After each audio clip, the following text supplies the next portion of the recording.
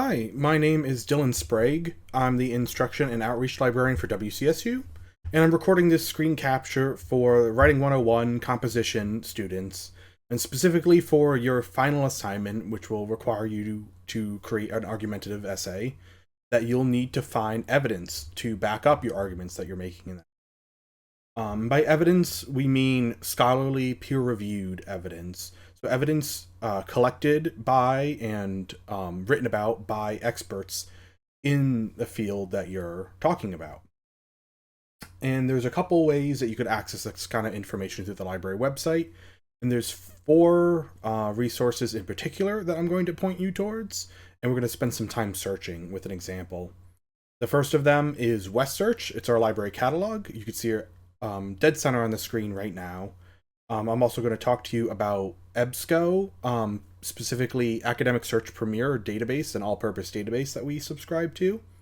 We're going to take a second to look at CQ Researcher. It's a great hub for kind of gathering information on a given topic. And then I'm going to talk a little bit about Google Scholar, and to make sure that if you choose to use Google Scholar, that you're plugging in WestCon resources to make sure that what you're pulling up there, you'll be able to access. And then at the end, I'm going to go over the different ways that you could get in touch with a librarian, because it's important for you to know that everything that I cover in this video, you'll be able to sit down with one of our librarians, which are available during the semester 7 days a week, sit down with them one-on-one and go through everything with your project, with your topic in mind. So without further ado, I'm going to dive into WestSearch. So WestSearch, as I pointed out, is right here in the middle of our homepage. You can type your search query right into this box, but I like to click on the WestSearch title right here, and it'll take you into WestSearch. And one thing that I want to point out before we get searching, and go on a little bit of a tangent here, is one of the major differences between an academic database or catalog like WestSearch and a popular search engine like Google. Google is a very, very intelligent search algorithm, but it's biased by design. It takes a lot of things into account when you are conducting a search. It takes your search history, the search history of people in your geographic region, any personal information that it can glean from you if you have a Google account, your age range, your gender, and anything that it can glean from you. Not only that, but a lot of the times when you conduct a Google search, you'll see the first couple of results actually have a little ad icon next to it, and that's because companies pay Google to push their results to the top of the page. So Google is a very biased search engine. It's done so. It's biased on purpose because it wants to deliver what it tries to guess what it thinks that you want to see, and what the people who are paying Google want you to see as well. So Google can be a great tool as long as you take that into account when conducting a search. But we're going to go over academic catalogs, and the thing about academic catalogs and databases is that they're less like a search engine like Google. They don't try and anticipate what you want. They're more like a calculator. So instead of full questions and phrases, typing in, the example I'm going to be using is video games and mental health. I think video games benefit mental health. That's the argument that I'm going to be making in my example. So instead of typing like I would into Google,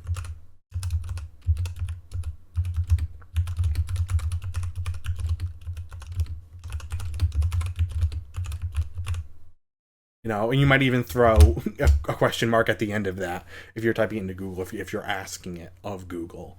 This isn't going to be read the same way that it would in Google.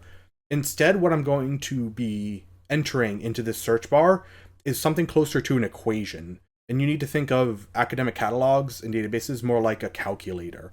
I'm going to be putting a word equation, a keyword equation, into this database, and it's going to be spitting out results. I only get out of this what I put into it, and then what I filter for later, and we're going to be going over that as well. So I'm going to be breaking down this main idea into sections. And so instead of typing it in like this, I'm just going to think about the main sections of this thesis, this argument that I'm making are video games, the fact that I'm saying they're beneficial, and mental health. All these other words in between, for your, are useless. They're just going to confuse the database as it tries to kind of pull all of these terms out. So let's just do a basic keyword search so you can get a sense of what the results page looks like. I'm just going to look for game. And I clicked enter, so I initiated the search. And this is what a search results page looks like. Take this in because this is going to be important later. General rule of thumb, all academic databases and catalogs, with some few exceptions, follow very similar design rules so that you can use the same skills and the same methods to navigate them across all of them, no matter which one you're interacting with. So the skills that we're going to use here, you're going to see in a little bit me use the same exact searches and skills on Academic Search Premier. So we have our search bar up at the top. We have our number of results right here, over 960,000 results. We have all of our item records down the middle. And we can see there's a journal, there's a book, more books, lots of books. And these are the item records. So it's a brief description of the detailed item, whether it's a book or a journal or a DVD or a video.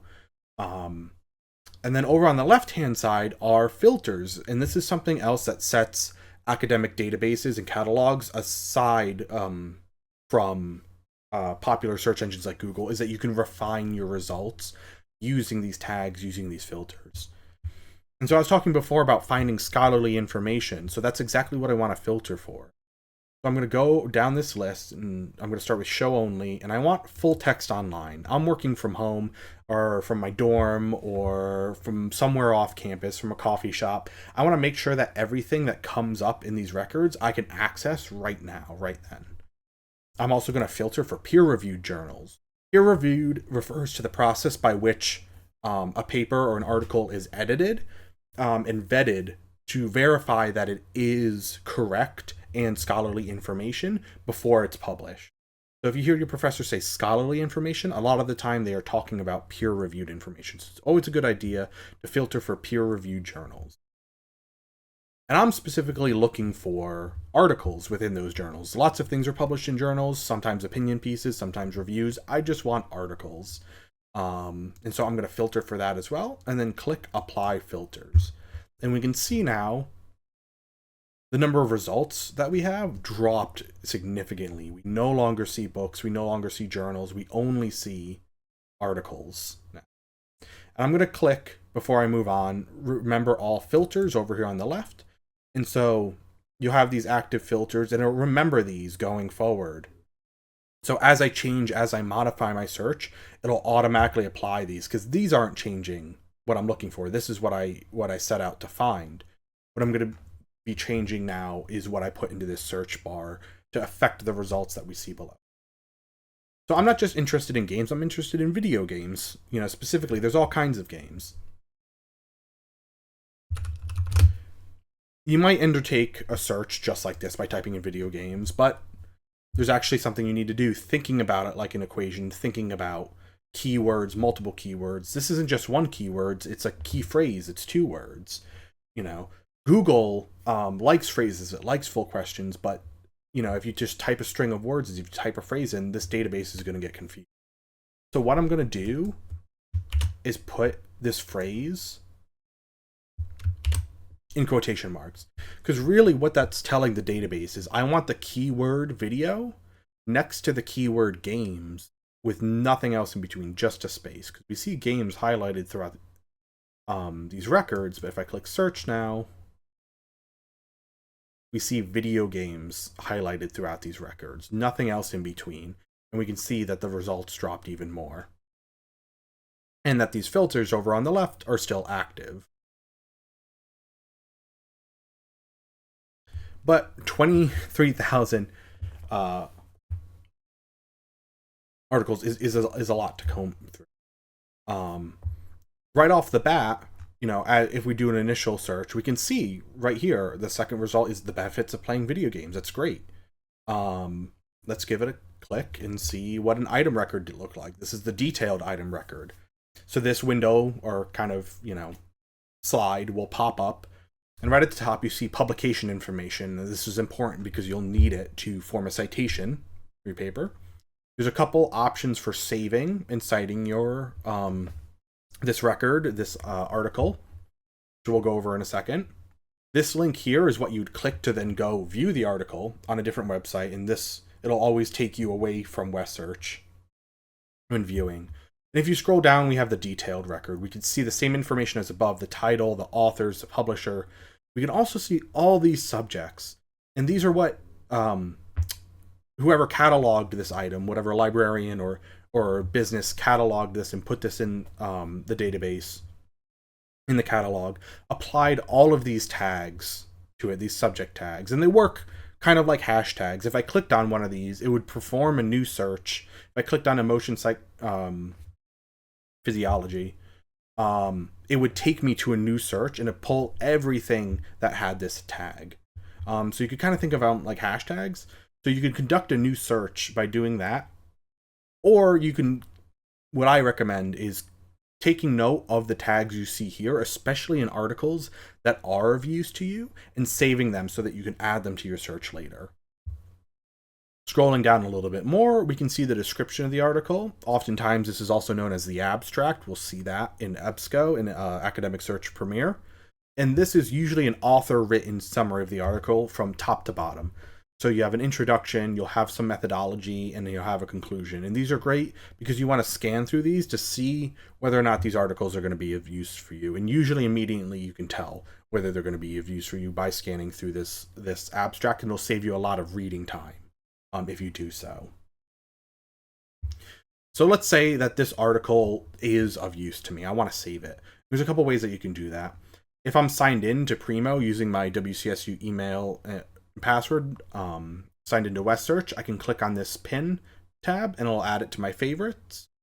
I always like to just email an article to myself. I just type in my WestCon email, click the CAPTCHA, and send this item record to myself. You can also create a permalink. Copying and pasting this into a Word document or a Google document means that this link will always work for this resource. So if I click on it, it'll bring me right back to this page that I'm on right now. I don't recommend using the print option because, as you just see, it will just print the record. It won't actually print the article itself. And you could also save a citation, which you will need to do to give proper credit to these articles anyways. You want to make sure that you're using the most up-to-date version, and I have it right now on MLA 9th edition. We also see 8th edition, so always make sure that you're on the most up-to-date citation form. This auto citation tool is good. It's a program that reads all the available information in the detail record below and cobbles it together into this citation, and it's a great tool to get you going for saving records, for throwing them in your bibliography as you're deciding on papers, as you're weeding other ones out, as you're synthesizing. But before you go and hand your final paper in, always double check your citations. Always double check these auto citations, because like I said before, it's a program reading it from all the available information. And there might be missing information depending on how well it's cataloged. It might have a punctuation mark out of place. It might have something italicized that shouldn't be, and you don't want to lose points on your final paper because the program read this citation information incorrectly when you copied and pasted it into your paper. But that's just one article. So I need to find more. A lot of the times you need to find 3 to 4. Eventually, as you get higher up and progress in your college careers, you're going to end up having 20 to 30 articles due, especially depending on your discipline. So we need more than one piece of evidence to back up the point that we're trying to argue. So that leads us back to our results page. So I want to make sure that I'm accounting for everything when talking about video games, because there's a lot of different ways to refer to video games. Aside from video games, there's also gaming culture. I want to make sure that's being accounted for in the results that we're combing through. So I'm going to use what's called a Boolean operator. I'm going to use OR. So I'm just going to literally type OR into the search bar, and then the other keyword, gaming. Let's do search. And what this will do is it's going to pull, we can see how the results went up. It's going to pull articles that are from peer-reviewed journals that are full text online that I can access that contain either the key phrase video games or the keyword gaming. We can see at the top of the results, we see both video games, gaming, video games and gaming, but now we just start to see gaming. We might just start to see video games. We see video gaming. And so this broadened my search results. So it added more articles for me to comb through. But I know now that both video games and gaming itself, those slightly different definitions referring to the same thing, both things are being accounted for in the results that I'm going through. But 33,000 is a lot to comb through.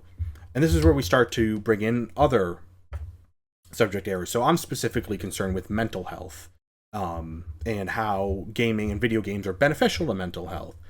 So I'm going to add mental health to this search by using the Boolean operator, just like or, there's one called and. And will narrow your results. It'll reduce the number of results by adding an additional thing to search for an additional piece of criteria for this database to look for. And so I'm going to add the key phrase mental health. Before I hit a search, I want to make sure that it's doing things in the proper order. And this is when we, treating it like a calculator, treating it like an equation, return to our order of operations. So I'm going to put my initial search, video games or gaming, in parentheses. Because now what I'm telling the database to do is to search everything, all of its articles from peer-reviewed journals, from full text online, for the key phrase video games or gaming, just like this search below. And then once it's done that, once it's completed the search, it's then going to do an additional search and pull all the articles within this 33,000 for the key phrase mental health. And we'll see the results drop to just over 2,100, just over 2,100. That's a significant drop. That's a significant narrow. This is much closer to what I'm looking for and fewer articles to comb through. So I can see still articles. Now we're seeing mental health. We're seeing gaming. We're seeing video gaming and mental health. This is exactly the kind of articles I want to start searching for. And it's thanks to these Boolean operators. Now there's different ways that we can narrow results down even further. General rule of thumb is the more recent the article is, the more accurate it will be. There's a push in scholarly publishing to constantly update information to make sure that it's vetted to overwrite outdated, potentially outdated information with new information. And so when searching, I can also refine my results. We can see just from scrolling down that the oldest article that's available in this full list of 2,100 is from 1971. This article from 1971 is not going to be of use to my argumentative paper. It's way too out of date. So I'm going to narrow that window to be from the last 5 years. I'm going to apply that filter. And now that the results dropped even further, I'm going to click Remember All Filters again to apply that year range in case I decide to adjust anything in this initial search. But now here I'm going to start looking for articles, start adding them to the list, to my bibliography, to help support my thesis that video games are beneficial for mental. So that was WestSearch. WestSearch is a great tool because it casts a super wide net and it has all kinds of resources. As we saw before, it has books, it has magazines, it has newspapers, it has DVDs, it has all the kinds of formats of information that you could possibly think of. But now I want to do some searching in a more specific database. I only want to be searching for scholarly information, and I need to narrow my scope even further because 1,452 is still quite a few results to comb through. And I want to see what other databases have to offer. It's always important, especially once you refine your search, to check other sources of information to see what they have to offer as well. So I'm going to go to Academic Search Premier, which is one of the databases that we subscribe to. I'm going to return to the library homepage by clicking on our logo in the upper left-hand corner. And from here, there's this gray bar along the top of our screen. Under Search, you can highlight Search Library Databases. I'm going to click on that. And this will take us to the full A to Z list of all the databases that we offer through WCSU. And these are a combination of subscription databases, so databases that the library pays for access to, and then you get access to as WCSU students, open access databases that anyone can access, government resources, other sources of scholarly information and news. But we know exactly what we're looking for, and that's Academic Search Premier. It's right at the top of this list. We could either search for it here, it's right here, and it's also one of our featured databases. It's because it is a really good multidisciplinary database. And so that means that it searches articles from all sorts of disciplines. It's another place that's great to cast a net, not quite as wide as you would in WestSearch, a little bit more of a narrow search, but it's still a good catch-all to do some initial searching on and to search for scholarly information. So I'm going to click on the link, and I got presented with a login page. Now, if you're on WCSU Wi-Fi, if you're on campus connected to student Wi-Fi on a verified device, you won't have to get access. You'll automatically get access because you're required to sign in for the Wi-Fi. But I'm working from home, and I'm working from off campus. So I'm going to sign in just using my WCSU email and password, the one I use to sign into my email, and click login. Now, it's important that you follow the same path that I just took to get to this database, because if you go to Google and you type in Academic Search Premier or EBSCO, it's going to be hard to find the right verification. You might have to do another 5 to 6 steps to verify that you're part of Western Connecticut State University libraries. What we did for you is if you access it through our website, you automatically get routed to that link, to that verification link that I just did. And then you just fill out the information, click login, and you're verified, rather than spending an extra 15 to 20 minutes going through Google trying to find the right access link. So always make sure to access these subscription databases through the library's website. So just like in WestSearch, we have the initial search bar, but I'm going to skip over that and go to the advanced search option. Academic catalogs and databases all have some version of an advanced search option. And what this will allow us to do is separate our search out between these various boxes. Because you saw how long that initial search was becoming. And the longer and more complicated it gets, the harder to keep track of that string of that search equation. So separating it out in these various boxes is always a great way to keep track of that, to add and subtract keywords. We could also apply some filters using an advanced search before we start searching. So we already see that it's limited to full text, so what is showing up in the results means what will show up in the results we can access. I'm also going to limit it to peer-reviewed before we begin searching. And now I can type in that initial search. So keeping the order of operations in mind, I'm going to type in the phrase here.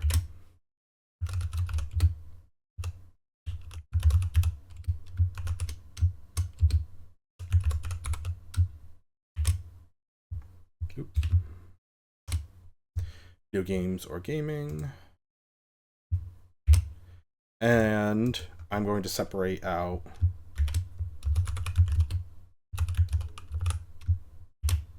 here. And you might be wondering why I didn't put video games here, and then gaming here, and then mental health here, and use the OR operator. It's because keeping that order of operations in mind, I want it to conduct fully this search in the parentheses first before addressing what comes after it. So if I had separated it out, it would have searched for video games and then done a search for or gaming and mental health. So it's always a good idea, like keeping that word equation, keeping the idea of this being a calculator in your mind, is thinking about the order in which you want it to search things. So I still want it to do this search before it does this search, the and mental health. So I'm keeping these in parentheses and clicking search. And now we have our results page. And keeping in mind what I was saying about before about similar design, we have our search bar at the top. We have our number of results here. We have our results list down the middle with descriptions of the records. And then we have our filters over on the left-hand side. So different program than WestSearch, very similar layout. There's a transference of skills that you'll be able to use across all of these databases. Now, something else that I'm noticing right away in difference between searching in WestSearch and searching in Academic Search Premier are the contents of the articles. We're seeing, I'm seeing at least, where in WestSearch I saw benefits of video gaming. I'm seeing some negative aspects of video games, or articles trying to address negative aspects of video games. We see predictors of hazardous drinking and internet gaming, interplay of sensation seeking and narcissism in online gaming and adolescence, exploring the link between video games and suicide risk. Now, that's something I want to point out that's important, because not only does it it's important for a couple reasons, because not only does it highlight the difference in content between and the importance of searching between different scholarly resources, because you might get different results depending on where you're searching. Not every catalog, not every database has access to the same journals and information. But it also highlights an important distinction that you need to make when writing your argumentative essay. As a researcher, you have a responsibility to account for all sides of the argument. If you're arguing for one side, you also need to take into account, it would be irresponsible if you didn't take into account the other side of the argument, any potential negative aspects. So I want to be able to address in my article, I'm a proponent of the benefits of video games for mental health, but I would be amiss to recognize potentially any of the negative impacts. So these articles, to me, are just as important as the articles that are supporting my side, because part of making a complete argument is addressing all sides of it, all sides of your topic, and then making a convincing argument in favor of one side. So I still want to be able to address this. I still want to be able to look at these articles and have them come up in my paper so that I can address them. So let's click on this article here. So this is the detailed item record, the detailed record. Like we saw in WestSearch, instead of it being a layover, it takes us to a new page. We see the same information, though. We see all the publication information. We have the authors, the source where it was published, subject terms. This list is a lot shorter than the one we saw in WestSearch. Also some author-supplied keywords. And then here it's called the abstract, but the same thing as the description that we saw in WestSearch. It even details that it is an abstract from the author. So I'll be able to read through this and see whether or not it's going to be useful to my article, to my essay. And when I'm ready to read through it, I can click and view it as a PDF over here on the left-hand side. A lot of the times I recommend searching for and finding and saving multiple articles rather than going and finding an article such as this, reading through the whole thing, synthesizing it, and then finding another article. That's a very long way to do the process. I always recommend searching in bulk, finding 5 to 10 articles that are going to be useful to you, and then taking a step back, switching modes, and synthesizing and reading through those articles to determine how useful they will be to you, and then where you may or may not include them in your paper. So to save an article in Academic Search Premier for later, there's a couple options. If you use Google Drive or OneDrive, you could log in and sync it to your Google Drive and OneDrive and send the items to the cloud drive. Once again, printing it will print the item record, so just be careful of that. You won't be printing the article itself. I always recommend ignoring add to folder and saving, because it's also a little bit weird. This is within EBSCO, and you won't always be coming to EBSCO to do research or an EBSCO supported database like Academic Search Premier. I always, 9 times out of 10, recommend emailing this to yourself. You just type your email in here. You click make sure the option is clicked that it's sending the PDF as an attachment, so it will send this full PDF to your email. You can select a citation format. I'm going to select MLA 9th edition. because it will also do an auto citation for you as well, and then sending it to yourself. And then once you have it on your personal computer or personal device, you can then download it and save it wherever you would like to refer to later. This EBSCO also has an auto citation tool. If you don't need to save the article and you just need to cite it, you click on this option and you scroll down till you see the correct version, MLA 9th edition, and you would copy and paste this into your paper with the same knowledge, as I said in WestSearch, that you need to double check these because it is a program reading all the available information down below, and there could be something missing, and you don't want that one thing missing or that one punctuation mark out of place to cost you on your final grade.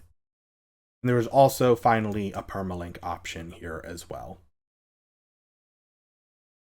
So we did this search in Academic Search Premier because I wanted to highlight some of the differences, as we saw mostly in content between the two databases, between WestSearch, between Academic Search Premier, but I really wanted to highlight the similarities. I used all the same skills and actually conducted the same exact search that I did in WestSearch that I did here, so that whatever database that you do use, you can use these same skills that I just showed you in searching in those other databases, whether you're searching in JSTOR might come up, or you're searching one of the other multitude of databases that we subscribe to through EBSCO. If I click on Choose Databases, I get presented with this huge list. These are all the databases that we subscribe to through EBSCO, and you can actually search multiple databases in EBSCO at once. If I clicked APA Psych Articles and Psych Info, and Soc Index and Social Work Abstracts, and clicked OK,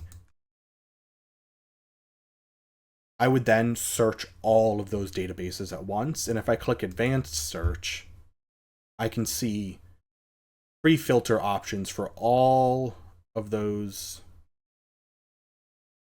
databases. So there's ways, even within another database, even within another search engine, to expand and narrow your search depending on the number of results that you're getting. So one of the next things that I wanted to talk about is CQ Researcher. I'm going to return to the library homepage now. Once again, keeping in mind accessing databases through the library website. Going back to the search tab in the search library databases. The CQ Researcher is going to be all the way down there. I'm just going to search for it right in this bar here. Type in CQ and hit enter. And we get CQ Researcher. And this is a great tool to help establish some background information on a topic.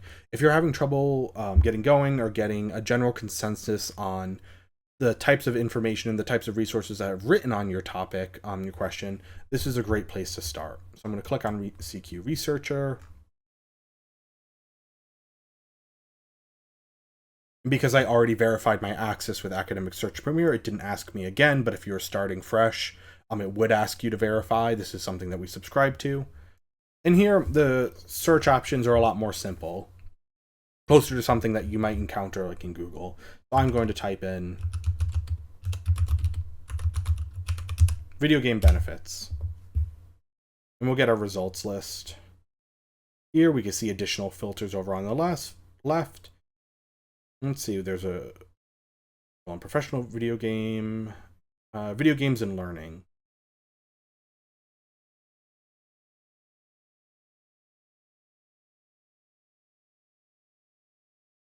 And this is what a record page looks like on CQ Researcher. So we see an introduction. And over on the right-hand side, we also see links, options to cite, options to download this as a PDF or embed this in another page. And then we see chapter. So you could jump to different sections on this article. And this will give me a good breakdown of, let's see, it was published in 2016. So it's a little bit outside the range of the articles and the evidence that I'm going to be looking for, but it could still be useful to me. It'll give me a solid idea at the time of what the discourse was about video games and learning. Whether they were beneficial, whether they were harmful, and what people were saying about it at the time, what kinds of studies were being done. And this is going to be useful to me in providing background information, for providing a foundation to from which to continue to search and to find useful articles and provide context for the evidence that I'm presenting as well. And it might also highlight any gaps in the research. I talked before about finding articles related to the opposite side, to the opposing side of my topic of my argument. And this, going through this resource would help me identify those points to look for as well. So just another great resource to keep in mind. Now, another one that I want to talk about is Google Scholar. I spent a lot of time at the beginning of this talking about Google, just returning to the library homepage for now. Google Scholar, I'm sure many of you are familiar with. It is the, air quote, scholarly side of Google, so it'll pull scholarly information available from the web. So you can use Google Scholar. It's a great tool, but there's a way that you can set it up in which you can plug WestConn's resources into it so that what you're coming up with, the results that you're getting in Google Scholar, you can actually access. So once again, returning to the databases page, I'm going to click on G, scroll on down, and click on Google Scholar. So Google Scholar, you would search for articles the way you would in Google. You could type in full phrases, question marks. There is not a benefit. There's no pro or con to searching Google Scholar in the same way that you would search an academic database. It might be more useful to search that way, and to keep things organized and keep your searches organized rather than switching to a new way of searching. But Google Scholar operates a little bit more like Google and will take questions and phrases and punctuation. But to make sure that WestConn resources are plugged into Google Scholar, I'm going to click on these three bars in the upper left-hand corner. Instead of going to My Library, because that just keeps track of the articles that you save, I'm going to go down to Settings. And within Settings, I'm going to click under right here on Library Links. And we can see, because I accessed it through the WCSU Library's website, these are already applied. Western Connecticut State University ProQuest Full Text, Western Connecticut State University Journal Finder, and Open WorldCat Library Search. This additional one at the end, WorldCat Library Search, will present you item records as well. So even if they don't have access to it, you'll have the title and publication information about an article so that you can request access to it. If these weren't available, if they weren't already checked, if I was just accessing Google Scholar via Google, I would just type in Western Connecticut and then click on these results when it comes up. So returning to Google Scholar, I'm going to once again search for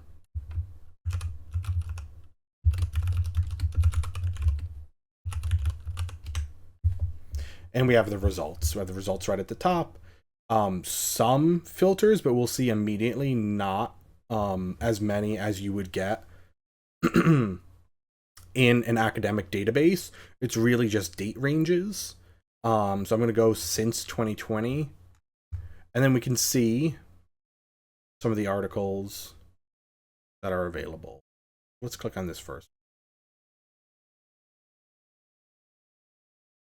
And it looks like this was an article record. And so we have the information here.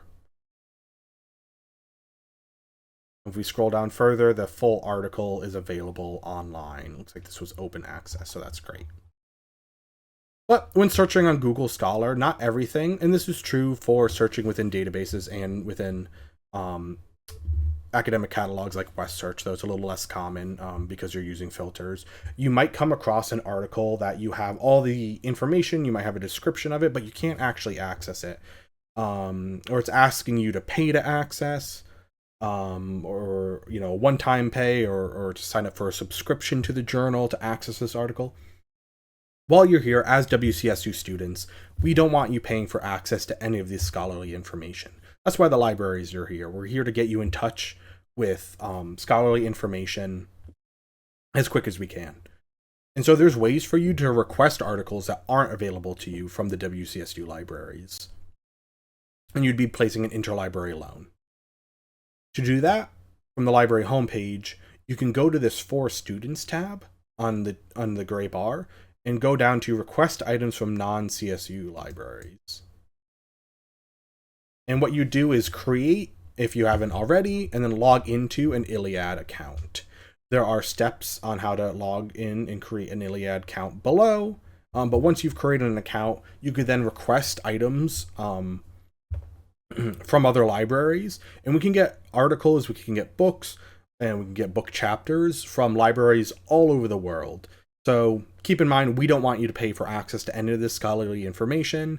If you do come up against a wall, get in contact with a librarian or fill out a request on ILLiad, and we'll find that information for you. We'll get it to you. And speaking of getting in contact with the librarians, I want to highlight a couple of ways in which to do so. Once again, go to the library homepage. There's always a walk-up option. Our library hours can be found here, and our full hours can be viewed if you click this page. The Haas Library is open. The main library on Midtown campus is open 7 days a week during the semester, and there is a librarian available each of those 7 days during a slightly different window. So we can see that the building hours are 8 a.m. to 4 p.m. today, and that the reference hours are 10 a.m. to 4 p.m. today. So just keep that in mind if you're planning on visiting a librarian in person and walking up and asking for help at the help desk. The Young Library is only open 4 days a week. We can see right now it's Friday, so that this is the Young Library is closed, and they have different hours as well during the week. So keep that in mind if you're visiting the Young Library over on the West Side campus. Aside from walking up to a librarian, you can also make an appointment with a librarian. If you scroll down on the homepage, you can click this button right here, schedule a research appointment. You would select the location. I'm going to put Haas Library. You can select any one of our reference librarians, but I'm going to click no preference because that will give me the greatest date range of availability. And I can select my day and then select a time slot. And that librarian will get an email automatically that they've scheduled an appointment with you. You put in your information, and then you'd have something on the books with that librarian, and they would also have time to prepare for whatever assignment that you're needing help with. Aside from that, we also have a chat icon. See, on the library's homepage, on the bottom right-hand corner, no matter where you are on the library website, this chat icon will be available. During reference hours, it will be lit up orange. That means a librarian is live at a desk ready to chat with you. And you'd click on it, and you'd enter a question in. During off hours, you can still submit a question, but it gets entered into a ticketing queue. So the next time a librarian comes on, tomorrow, they will get to your question as soon as they can. So just keep that in mind as well. Be mindful of when your assignments are due, when the library has hours, when a librarian is available, because we're here to help you. We exist on campus for you. We don't grade you. We don't judge you. We're here to help you with your research, and we're research professionals ourselves. We are experts in navigating these databases and finding articles for students and for faculty. So don't be afraid to come up and talk to a librarian. And if you have any questions, reach out to the libraries through any of the methods that I just talked about. Give us a call. Visit our website. If you have any questions, your professors will have my email. So I encourage you to reach out to me. And thank you for watching this video. I also encourage you to check out the rest of our YouTube channel. We have video tutorials on choosing topics, on plagiarism, on narrowing down your ideas, and on further search tips and tools. So if you're having any trouble conducting searches, finding articles, I recommend watching those videos as well. Thank you.